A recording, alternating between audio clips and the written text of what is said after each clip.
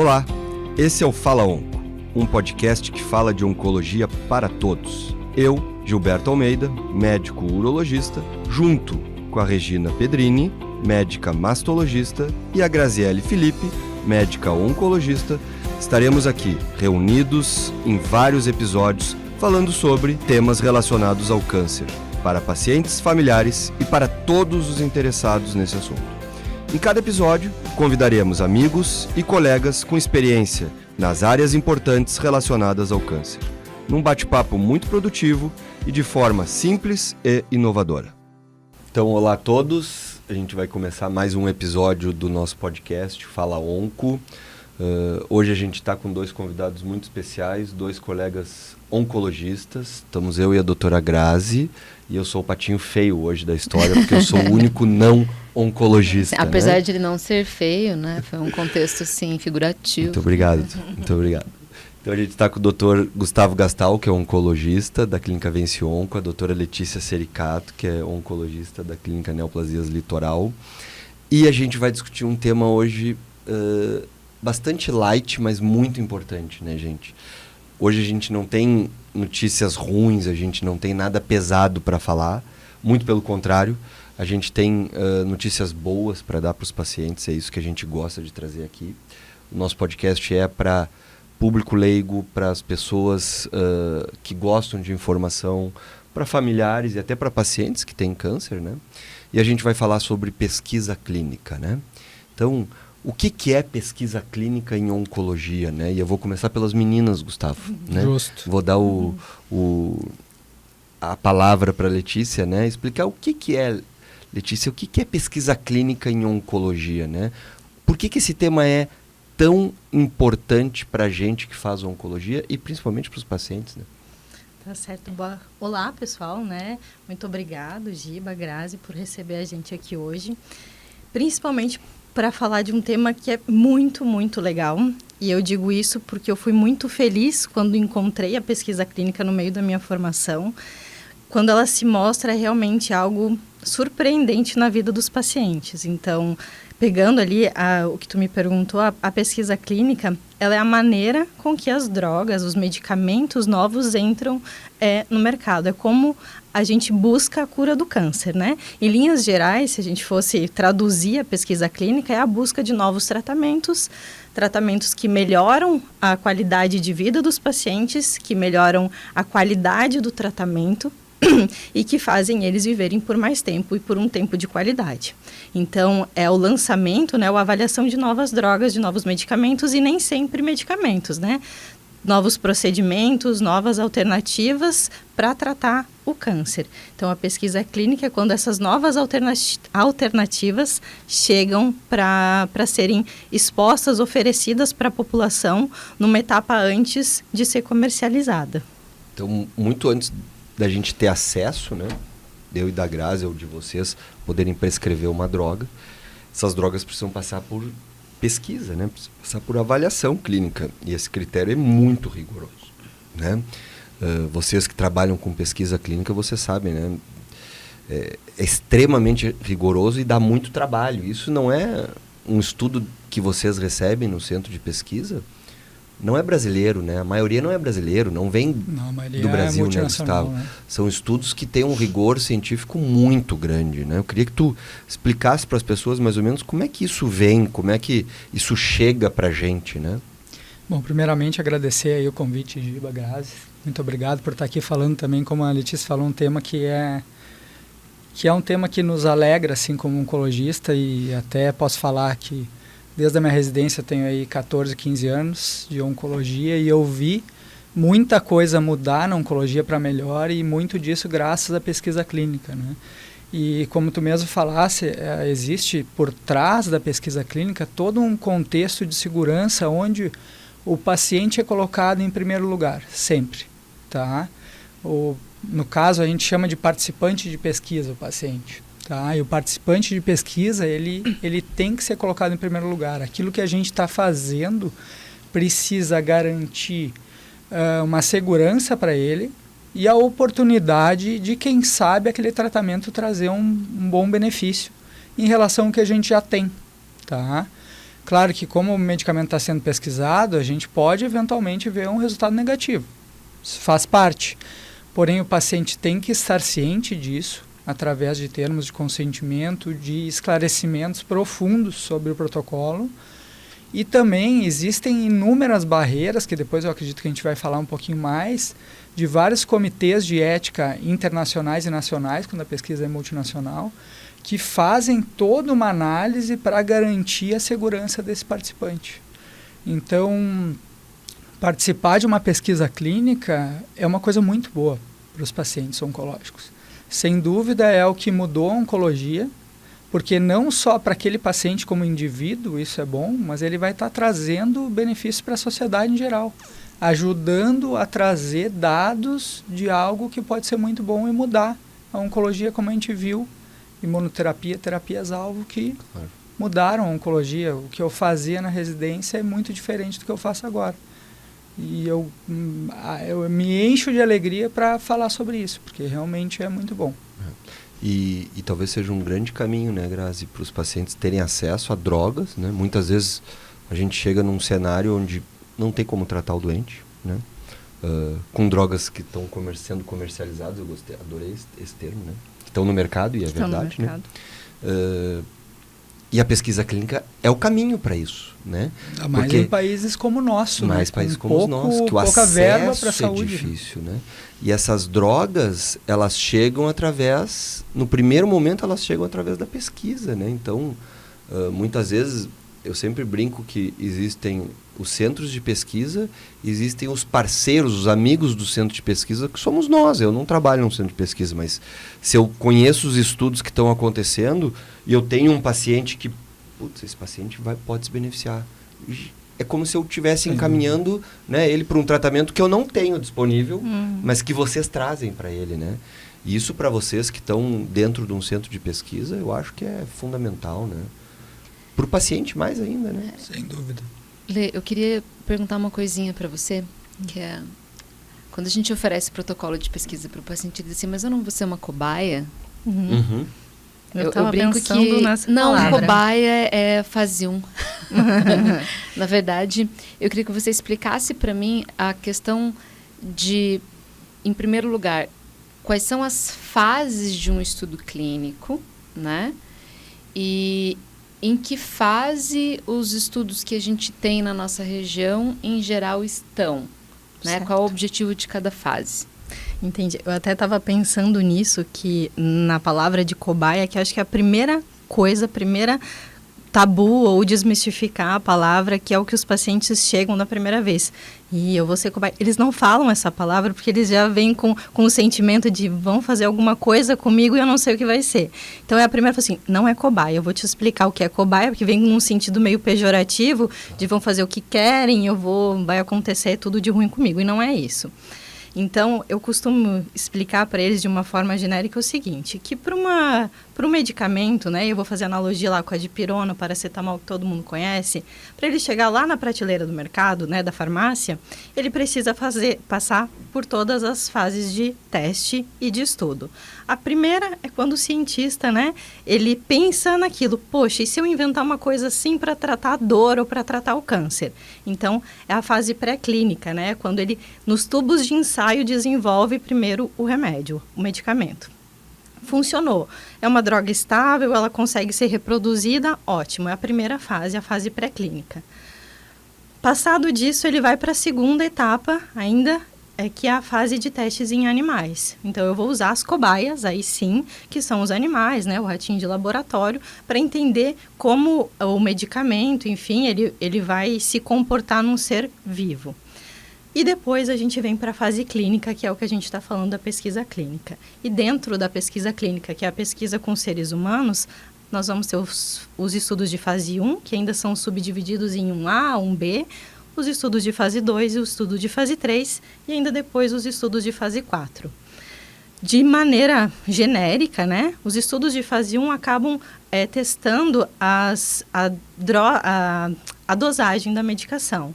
Qual é a dosagem segura e a dosagem segura num grupo pequeno de pacientes, né, em dezenas de pacientes, números de 10. A segunda etapa é quando eles vão testar a segurança e a melhor droga tolerável, a melhor dose tolerável de novo. Então, eu sei que funciona e sei que é seguro, para daí chegar na fase 3, que é onde a maioria dos nossos estudos estão. Droga segura, droga eficaz e com a dose já pré-determinada. E aí, quando chega na fase 3, eu preciso entender que essa droga, ou medicamento, né, que a gente chama medicamento de droga, ele possa ser comparado com o que há de melhor no mercado hoje. Então, uma das regras na pesquisa clínica é que o participante seja ofertado, né, a ele o melhor tratamento possível. Então, eu vou fazer um comparativo entre o remédio novo e o melhor remédio que já existe. E é onde a maioria dos nossos estudos acabam sendo encontrados, né?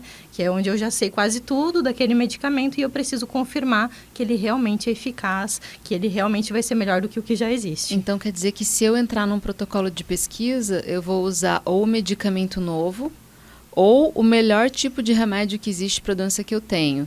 Exato. E isso não tem custo. E aí eu vou fazer o tratamento que é o melhor que eu tenho, sem ter nenhum tipo de custo. E se eu não tivesse condição financeira de bancar aquilo, eu teria acesso da mesma forma. Isso mesmo. Exatamente. Então, porque tem muitos estudos, né, que são comparados ao placebo, ou seja, uma pílula de farinha, a grosso modo. Em oncologia a gente não tem isso. Não tem mais. Não Na tem época mais, da minha né? residência ainda Já tinha. existiu isso. Sunitinib contra placebo. Opções, né? E tinham placebos ótimos. Isso era fantástico. Tinham placebos que porque funcionavam. não se tinha muitas opções. Hoje a gente tem Hoje, drogas boas, né? Então a gente está cada vez subindo mais a régua, né? Sim, mas essa é uma vantagem, né, para o paciente, vantagem. porque se ele... Tem muitos estudos que são controlados, que não são abertos. A gente não sabe, nem o médico, nem o paciente sabe o que está recebendo.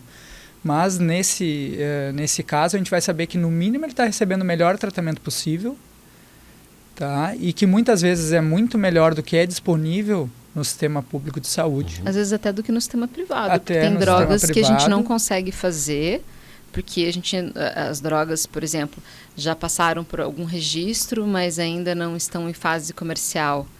Né? Então, até melhor do que no cenário privado.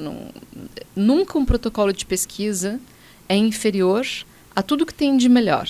Seja pago, seja convênio, seja SUS.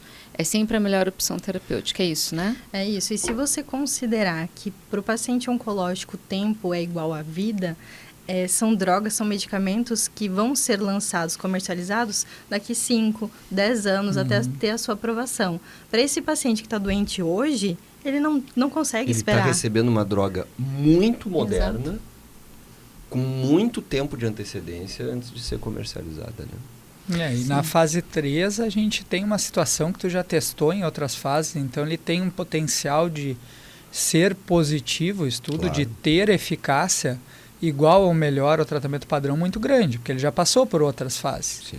Então ele já veio mais ou menos peneirado, né? Mas é claro, no Brasil a gente tem muito estudo de fase 3, alguns de fase 2, mas acho que uma coisa importante é dizer que nos falta estudos de fase 1 por questões burocráticas, que seria uma saída para muitas situações onde que a gente já esgotou todos os tratamentos possíveis para o paciente. Então, eu ainda quero ver no Brasil a possibilidade de ter vários estudos de fase 1, que são estudos mais rigorosos, precisam aprovações rápidas para começar, e o Brasil ainda é muito burocrático, embora tenha melhorado muito, então a gente está nesse pé. Mas quando a gente bota o paciente no estudo de fase 3, a chance daquele tratamento realmente funcionar é muito grande, né? Então, ele está bem amparado, está bem tratado, e fora todo o contexto da pesquisa, todo o acompanhamento de exames, acompanhamento médico, de equipe da pesquisa, é muito rigoroso. E isso também tem impacto no resultado. Porque o paciente é muito cuidado. Cuidado que ele não vai ter, às vezes, no melhor cenário privado possível. E quem paga todo esse custo? Geralmente a indústria farmacêutica que está testando, né? Existem organizações, principalmente fora do Brasil, até no Brasil tem uma mais incipiente, mas que faz algumas pesquisas, que é o LACOG, né? Mas organizações fora daqui fazem pesquisas e são muito boas as pesquisas, até porque tiram o viés da indústria farmacêutica, né? Então é muito interessante esses grupos cooperativos fora do Brasil, que tem grandes, né? O Brasil tem esse LACOG que está crescendo e é um bom caminho. mas a maioria das pesquisas são pagas pela indústria farmacêutica que está querendo testar seu remédio. E ela desenha o estudo próprio para testar aquele remédio, e isso acaba também sendo excludente, de certa forma, porque eles querem escolher pacientes que estão muito bem clinicamente, né? Então, muitas vezes a gente deixa, e isso é muito frustrante, né? Quando a gente vai avaliar um paciente para pesquisa e ele poderia receber o tratamento, tem condições clínicas, mas algum exame não está bem no critério de inclusão, ou ele não tem um problema de saúde outro que exclui ele. Ele poderia fazer o tratamento, só que para a pesquisa ele não pode entrar. E isso é muito ruim para quem está na frente do paciente, tem que dizer, olha, infelizmente, tu tem um critério de exclusão, não vou poder te incluir no estudo. Isso é bem frustrante. Essa história ela é bem contada no filme Uma Chance para Viver, né? Que é a história da criação do Herceptin, que é uma das drogas mais importantes que foram lançadas na medicina nos últimos anos, tirando a imunoterapia. Eu acho que o Herceptin foi revolucionário, né? Ele foi revolucionário, né? Ele iniciou o momento da medicina moderna do ponto de vista de oncologia. Eu acho que foi não foi o primeiro, porque o imatinib e as leucemias também tiveram alguns alvos, mas para tumores sólidos eu acho que foi o mais importante, assim, o grande divisor de águas.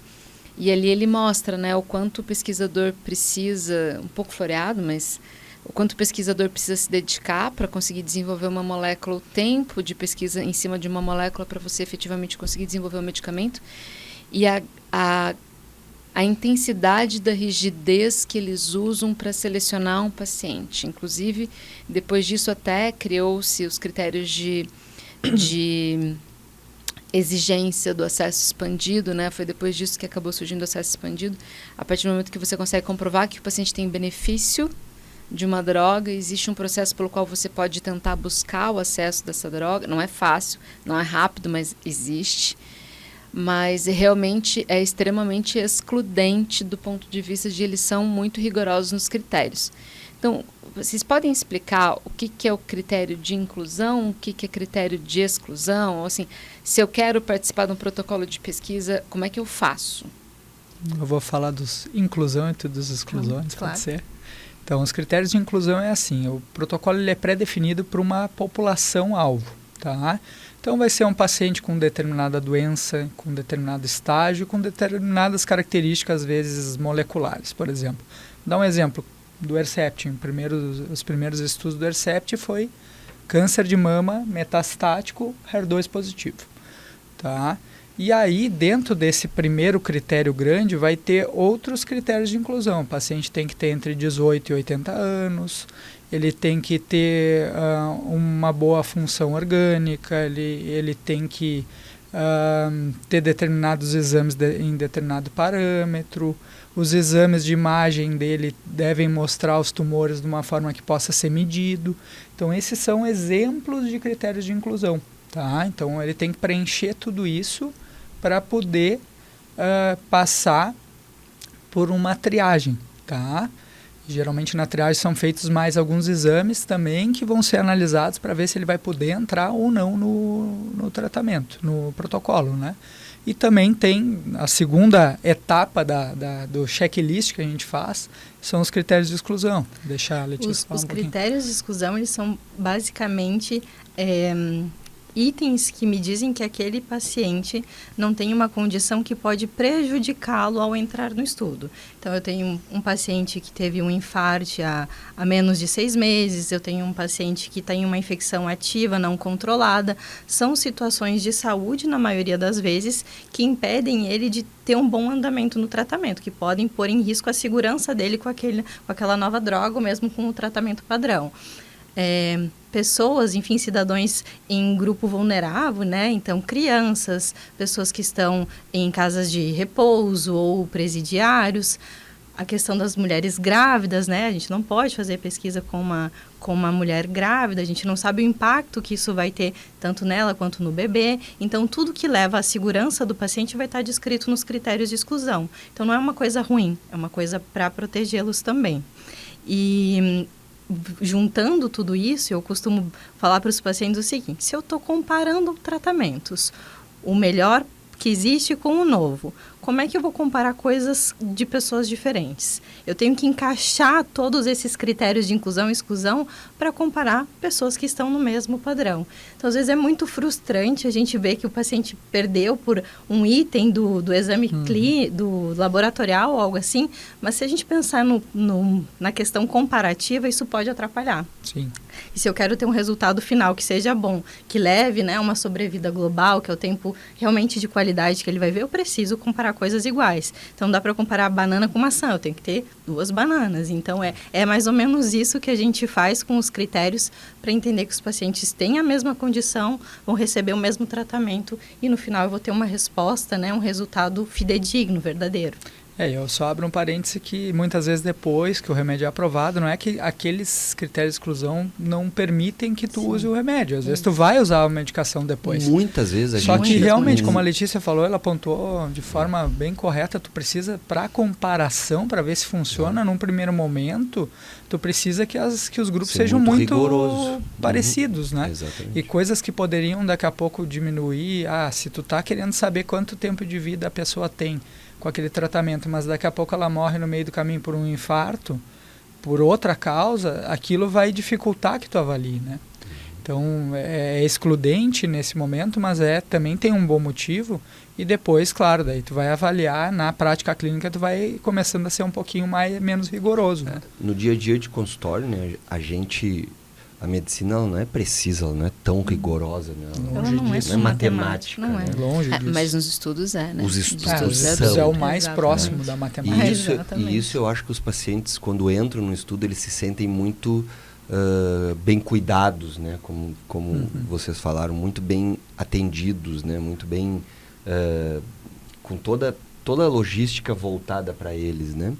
Um pouco cansados até de tanta encheção de saco. Às vezes cansa, né? Porque é muito exame, muita muita satisfação, gente muito detalhe. em cima deles, né? Sim. Mas isso é como tu disse, talvez eles sejam muito mais cuidados durante uma pesquisa do que um tratamento comum. E muitas vezes a gente, no dia a dia, na prática clínica diária, a gente acaba extrapolando um resultado de um estudo, porque a gente sabe que esse paciente vai tolerar, e às vezes a gente não tem outra opção, então a gente vai e usa uma droga que talvez não tivesse naquele cenário, mas a gente vê que pode ser uma opção boa. Então, para os pacientes entenderem, a pesquisa ela é um cenário muito bacana, um acesso muito bom, né? Tem restrições, claro que tem, né? Mas ninguém é cobaia, né? Ninguém é cobaia, é longe cobaia, disso, né? Não, e é uma via de mão dupla. A gente está falando que a indústria financia tudo isso, e quando eu digo isso para os pacientes, assim, é do interesse deles que o senhor participe do estudo, com certeza. Você vai ser um número, né? Você não é o seu João ou a Dona Maria, você é o número 5432 desse estudo, mas também é do seu interesse ter acesso a tudo isso. Acesso à tomografia, ao exame de sangue, à consulta, à avaliação do especialista de forma gratuita. Se ele precisa, né? Se o patrocinador precisa te oferecer tudo isso, tu está oferecendo a tua vida, a tua doença, né? Ou a tua saúde em prol disso. Então, os dois têm ao que ganhar nesse sentido. Então, beneficia os dois, né? É um encontro de interesse. Não dá para falar da indústria como vilã, se ela também faz um papel importante. Para pacientes, existem 2 cenários, né? Aquele paciente que está no sistema público de saúde e o paciente que está no convênio, né? O do convênio ele até tem um acesso um pouquinho melhor a alguns tratamentos, né? Sim. O do sistema público de saúde, infelizmente, é muito restrito às opções de tratamento. Inclusive, tem vários tipos de câncer que não tem nenhuma opção terapêutica. Nenhuma opção terapêutica. E aí, os centros de pesquisa, eles abrem uma oportunidade para tratar muita gente, né? E é uma pena que o nosso país seja tão grande e tenha tão poucos centros de pesquisa, né? A gente vê centros de pesquisa no sul, no sudeste, e não muito mais lá para cima, né? O LACOG está trazendo, né, essa realidade de tentar disseminar a cultura da pesquisa clínica e de criar estudos locais, né? É uma força-tarefa. O pessoal do LACOG nas sub-áreas, né, na uro, na mama, no tórax, eles têm esse cabeça-pescoço, eles têm esse afã de tentar levar a pesquisa para todos os cantos do país, que, na verdade, eu estou levando acesso para pessoas que não teriam oportunidade alguma, né? Mas, realmente, essa estrutura toda, ela gera um custo, né, Giba?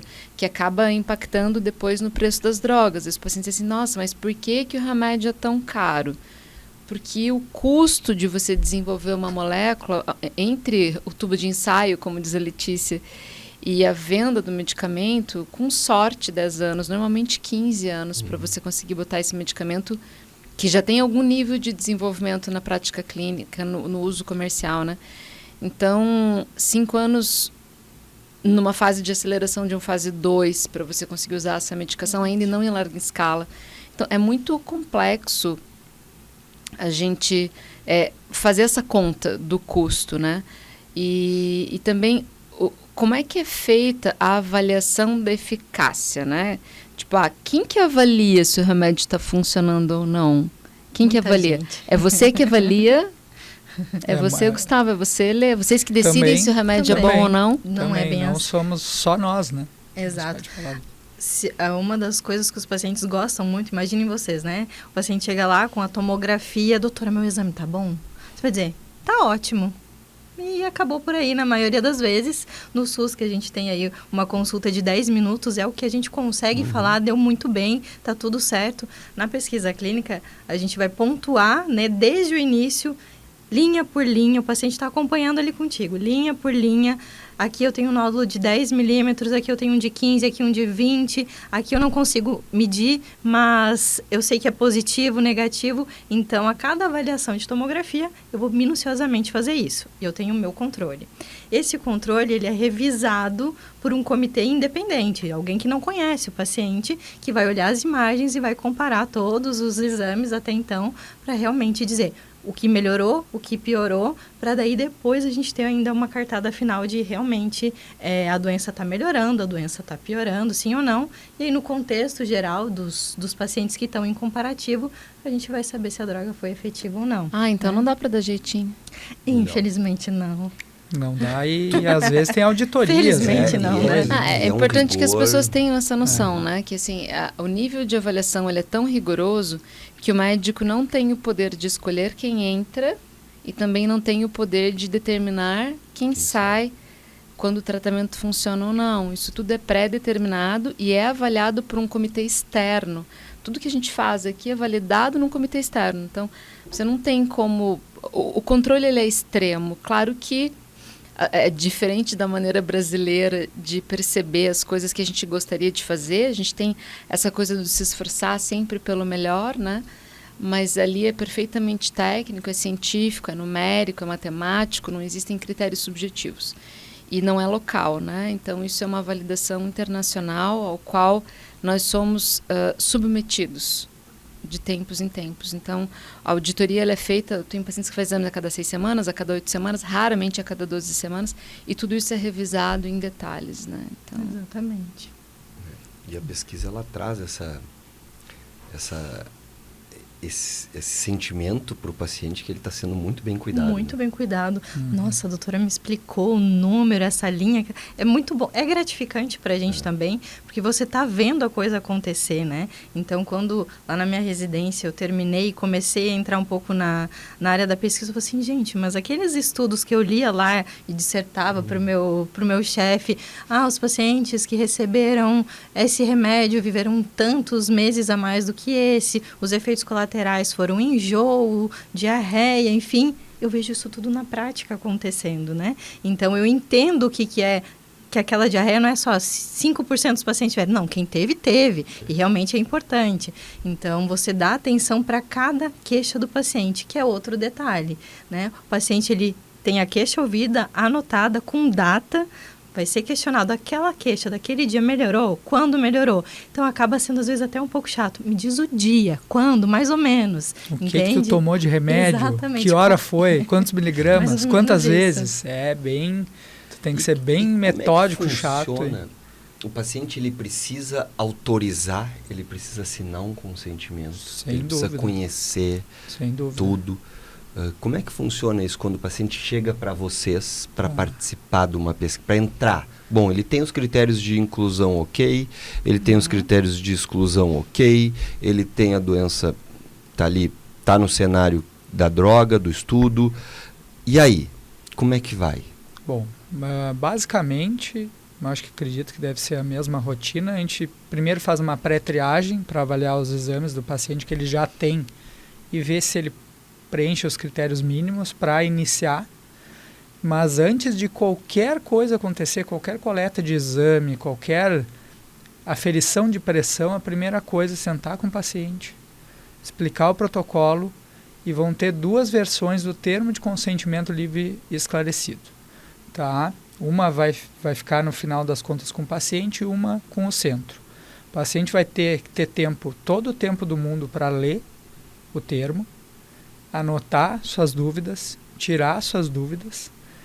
Se ele leu tudo, tirou as dúvidas, concordou, ele e o médico, o investigador principal do centro ou subinvestigador, dependendo, vai ter que assinar, rubricar todas as páginas e assinar o final.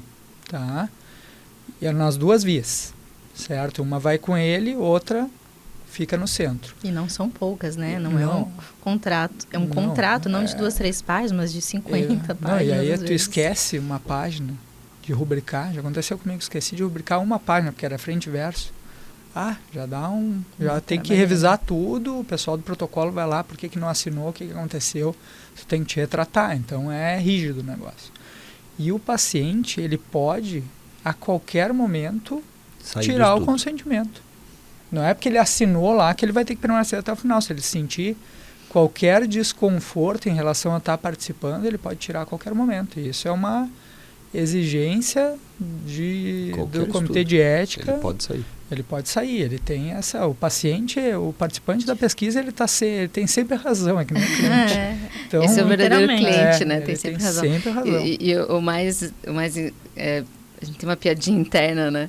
Assim, não basta um termo de consentimento, eles são infinitos.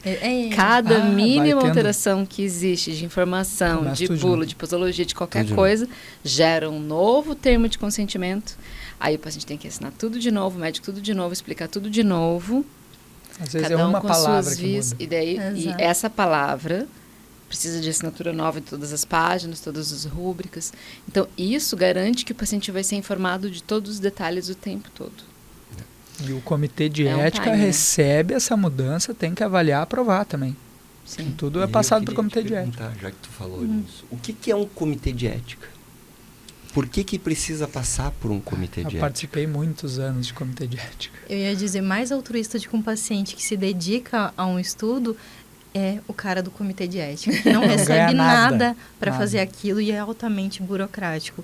O comitê de ética é um grupo de pessoas que se reúnem, né, mensalmente, quinzenalmente, a depender da demanda, para avaliar os protocolos e garantir que eles estão sendo feitos de maneiras a proteger o indivíduo, o cidadão. Onde tem burocracia, onde tem segurança, tem história, né? Então, como a gente falou, do jeitinho e tudo mais, é porque muita coisa já aconteceu no passado. Então, que feriu a dignidade humana, né? Não sei se é essa palavra, mas que feriu o direito das pessoas, né? De decidirem pela sua própria vida. Então, com base nas atrocidades que já aconteceram no passado, as coisas foram ficando mais rigorosas. E ainda bem, no fim das contas. É chato, é burocrático para a gente que faz? Mas é mais seguro. Eu tenho certeza de que eu estou fazendo a coisa certa e o paciente sabe que ele está recebendo as coisas que não vão fazer mal para ele. Então, assim como lá numa pré-cirurgia ou os pacientes de pré-quimioterapia vão assinar um documento dizendo que eles entenderam que essa cirurgia tem o seu lado bom, o seu lado ruim, o termo de consentimento, ele vem dizendo que estudo é esse, quem está patrocinando, quais são os possíveis efeitos colaterais, o que eles têm de direitos de reembolso, de até financeiro, né? Nesse sentido, se eles forem... na época do Covid, a gente teve muito isso, contato telefônico, daí tem a lei de proteção de dados. Se acontecer de novo uma pandemia, né? Posso ligar para o senhor, eu posso mandar o remédio para sua casa. Então, são todos esses itens descritos no termo de consentimento, dizendo que sim, que eu posso. E aí o comitê de ética vai ler tudo isso e vai dizer, de acordo, então segue em frente. Depois do aval é que as coisas andam. Eu vou fazer um paralelo, eu estava aguardando isso para falar no final, mas já que tu tocou nesse assunto, a gente vive esse cenário da pesquisa clínica em oncologia, principalmente, mas também tem outras áreas, né? E aí a gente viveu essa, desculpem a expressão, mas é uma bizarrice, né? o que a gente viveu na pandemia, né? E para a gente que vive com pesquisa e gosta muito de pesquisa, a gente viu essas vacinas saírem, não que eu seja contra a vacina, não é isso, mas o jeito como elas foram impostas e colocadas e estudadas e avaliadas, né? Foi uma coisa que as pessoas, realmente, para a gente que vê todo esse critério, a gente vê que não teve um décimo, um centésimo muito rápido, disso, né? E aí a gente começa, claro, a ficar sempre com o pé atrás, né? Então, para as pessoas terem uma ideia disso tudo, é completamente o oposto, né? Talvez, eu não sei a porcentagem exata da população mundial que fez vacina para Covid, né? Mas talvez a maioria, 50% mais 1 da população mundial tenha feito vacina para Covid, sem todo esse rigor. Sem todo esse rigor. E aí a gente vê o outro lado dos pacientes oncológicos, né? Tendo todo esse rigor, tendo todo essa ética, essa dedicação num estudo, né? Então, por que eu falo isso? Para o paciente que está entrando num estudo ou está com um câncer, que está um pouco com o tratamento dificultado, que busca um centro de pesquisa ou que está em vias de ir para um centro de pesquisa, entender que ali é um grande caminho para ele, né? Não é uma porta escura onde ele vai navegar sozinho. Muito pelo contrário. Na verdade, a pesquisa é o topo da pirâmide, né? A pesquisa é a nata. É o topo da pirâmide. A pesquisa é tudo de melhor que pode ser oferecida para ele. Você imagina as pessoas mais inteligentes do mundo, que têm os melhores recursos do mundo, fazendo as melhores pesquisas do mundo, elas chegam numa conclusão específica. Certamente a chance dessa conclusão ser ruim é muito pequena, para não dizer praticamente nenhuma chance disso acontecer. E aí, mundialmente, a gente começa a ter acesso a esse tipo de recurso, né? A pesquisa clínica ela é uma estratégia de democratização de acesso ao direito de você receber o melhor tratamento. Bom, para o laboratório, que consegue aprovar isso mais rápido, mas infinitamente melhor para o paciente que tem a oportunidade de acessar um tratamento da maneira mais eficaz possível. Agora, realmente está melhor, né, Lê? Quando a gente começou o centro de pesquisa aqui, o Juliano começou o centro de pesquisa 15 anos atrás, a gente tinha pacientes que iniciavam o protocolo, Giba, e aí o protocolo fechava, porque a droga era muito boa, funcionava super bem, acabou lá o tempo de pesquisa do remédio, 3 anos, e o paciente ficava recebendo a medicação, e a medicação ainda não tinha chego em nível comercial. Hoje é muito difícil disso acontecer, porque já existe muito mais celeridade entre aquilo que a gente pesquisa e aquilo que a gente pratica. O que significa que as coisas estão se movimentando para que o acesso seja mais rápido, né? E com certeza o fato de estarmos fazendo cada vez mais pesquisa e principalmente as pessoas estarem mais conscientes do benefício que a pesquisa traz, isso é extremamente importante para o avanço da medicina em si, né? Claro. Então a gente pode participar de maneira ativa, né? Porque a informação, como eu sempre digo, salva vidas, né? Então, quem conhece pesquisa clínica, quem conhece um centro de pesquisa, ou quem conhece alguém com câncer que está passando por uma dificuldade de tratamento e pode falar, olha, procure um centro de pesquisa, procure um estudo clínico. Como é que eu faço para procurar um estudo clínico, meninos? Como é que eu descubro se o que eu tenho tem um teste de medicamento para usar? E aí eu vou pedir para vocês dois falarem como a pessoa chega no centro de vocês, né? Geralmente, por favor, encaminhados por colegas é a principal via, né? Tá, hoje em dia, claro, a era da informação, como mesmo falou, a informação salva vidas, né? Existem muitos grupos, está vindo cada vez mais aplicativos, a própria Sociedade Brasileira de Oncologia Clínica está se movendo para fazer um espaço no seu site para buscar pesquisa, que o próprio paciente possa buscar, né, pesquisas, né? Mas ainda... Letícia depois pode falar, mas ainda muitas vezes a gente pega um paciente que a gente vê, tem alguma coisa melhor para ele, bota lá nos grupos de WhatsApp que tem, às vezes, do Brasil inteiro. Tem alguma pesquisa aí para tal doença, primeira linha? Aí daqui a pouco alguém entra em contato contigo. Existem ferramentas que a gente usa também, a principal delas que eu pelo menos uso é a clinicaltrials.org, que é um site internacional, que eu consigo buscar pelo mapa pesquisas no Brasil e até fora do Brasil, se o paciente tiver interesse em talvez sair do Brasil para participar. E também esses contatos com colegas, nos congressos, às vezes a gente conversa com um e com o outro e sabe de algum protocolo. Então existem inúmeras vias. Mas né?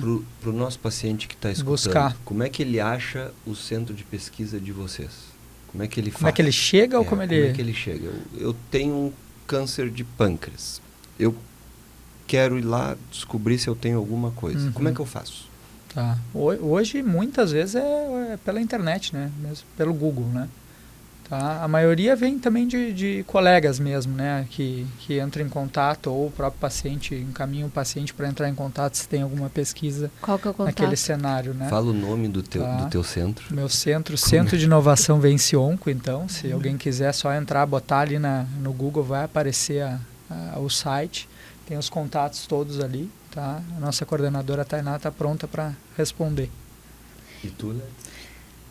Eu acho que antes de falar o contato, deixar claro que as pesquisas não são para paciente só com doença avançada, né? Que é uma das questões também, não é só para paciente que está em fase terminal, paciente que está desenganado, como eles dizem, não é para só para esse público de pacientes. Então, às vezes, eu fiz a minha cirurgia de câncer de mama, estou tomando meu hormônio, estou curada, estou fazendo meu tratamento complementar.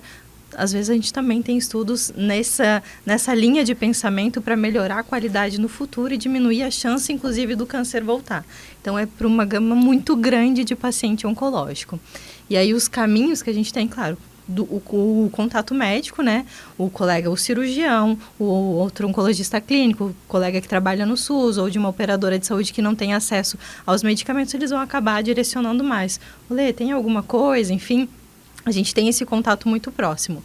Tem muita busca direta, né? Os pacientes, conversa com... Cara, eu tô fazendo um estudo, olha só como eu tô maravilhoso, né? Às vezes dizem assim, mas tu tá doente mesmo?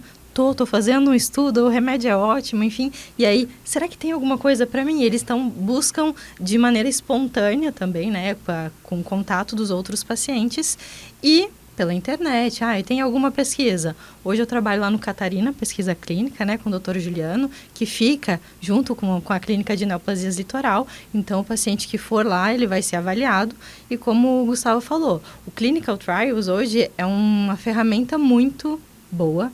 Às vezes até para o médico é difícil de se localizar, mas, né, eu tenho alguns pacientes que são muito bem instruídos, assim, e como é um site que é em inglês e tudo mais, às vezes eles se perdem um pouco, mas eu tive paciente que foi buscar estudo em Boston, enfim, em outros lugares do mundo, para conseguir ter acesso ao tratamento deles. E eu acho isso super válido.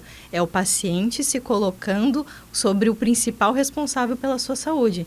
Não é o Dr. Gilberto que tem que resolver minha vida, sou eu. Então, eu acho que isso motiva isso é forte no eles, paciente né? oncológico, né? Instituto de Sobrevivência. A gente teve no Rio Grande do Sul, a gente que é gaúcho, né? Tu é gaúcho? Sou gaúcho. Bem. Sou gaúcho. Só tu que não é gaúcho. Não, sou A gente catarinense. que é gaúcho, a gente Por isso que eu sou legal. A gente teve um jornalista bastante famoso no Rio Grande do Sul, né? Um cara jovem, né? Que foi para Boston, foi para Harvard, na época ele teve um câncer de rim metastático, eu estava saindo da residência. E ele foi para lá, não tinha nada no Brasil ainda para tratar.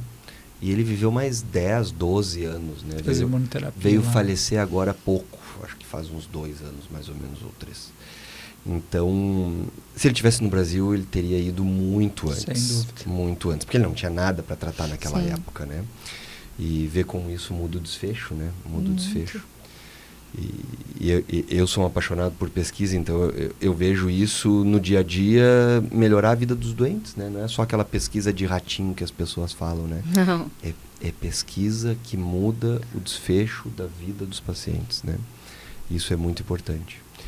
Gente, nós temos que terminar, né? Eu podia ficar conversando Ótimo mais bate-papo. 2 horas, né? Muitas coisas. Mas eu espero que os pacientes todos vão ter acesso, YouTube, Spotify, enfim, Instagram, e essa informação que vocês passaram é brilhante, né? Isso chega nas pessoas, podem ter certeza.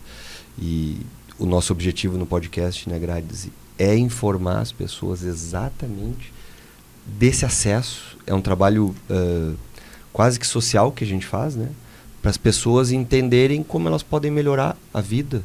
Porque muitas vezes a palavra câncer, a minha esposa, que também é do nosso podcast, a Regina, sempre fala que tem pacientes que morrem do diagnóstico e tem pacientes que vencem a doença. A gente não pode morrer do diagnóstico, né? A gente tem que pelo menos tentar brigar com a doença, né?